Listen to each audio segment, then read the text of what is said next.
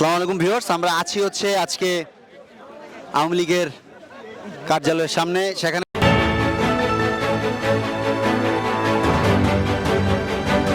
বিগত 17 বছর ধরে এদেশে যে অন্যায় অত্যাচার নিপীড়ন এই জনগণ সহ্য করেছে, কিন্তু স্বৈরাচার সরকার সেটি বুঝতে পারেনি যে ছাত্র জনতার বিরুদ্ধে গিয়ে তারা কখনোই কোনো কিছু করতে পারবে না। এই অদম্য বাংলাদেশ কখনোই থেমে থাকবে না। এই বাংলাদেশে কখনোই কোনো স্বৈরাচারের ঠাঁই হয়নি। নব্বইতে এরশাদ আমলে অভ্যুত্থান ঘটিয়েছিল এই ছাত্র জনতা, এবং 24-এ এই হাসিনা সরকারের এই স্বৈরাচারদের পতন ঘটিয়েছে এই ছাত্র জনতা। আজকে আপনারা দেখতেই পাচ্ছেন এর অবস্থা। তারপর তাদের দেশ ছেড়ে পালাতে বাধ্য করেছে এই ছাত্র জনতা, এবং দ্বিতীয়বার যদি তারা কোনো নেক্সট অ্যাটেম্প্ট নেওয়ার চেষ্টা করে তাহলে ছাত্র জনতা কখনোই মেনে নেবে না।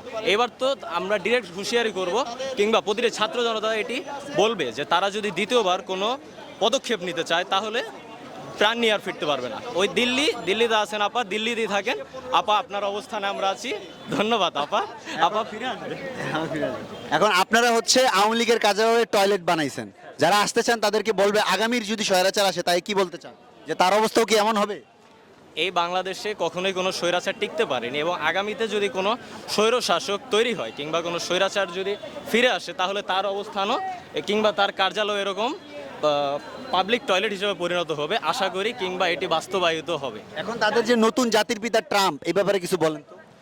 ডোনাল্ড ট্রাম্পের বিষয়টা, ডোনাল্ড ট্রাম্প একজন আমেরিকান প্রেসিডেন্ট, কিন্তু তার বিষয়টি নিয়ে তারা যেভাবে উৎসাহিত হচ্ছে এটি একদম অহেতুক।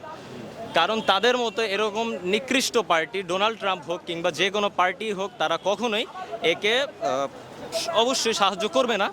কারণ তারা অবশ্যই শান্তির পক্ষে আমরা বিশ্বাস করি, এবং এই অন্তর্বর্তীকালীন সরকার, ডক্টর ইউনূস সরকার যে গঠিত হয়েছে, আমরা দৃঢ়ভাবে বিশ্বাস করি এই সরকারের হাত ধরে বাংলাদেশ ঘুরে দাঁড়াবে এবং পরবর্তীতে বাংলাদেশ আরও সুন্দরভাবে এগিয়ে যেতে পারবে।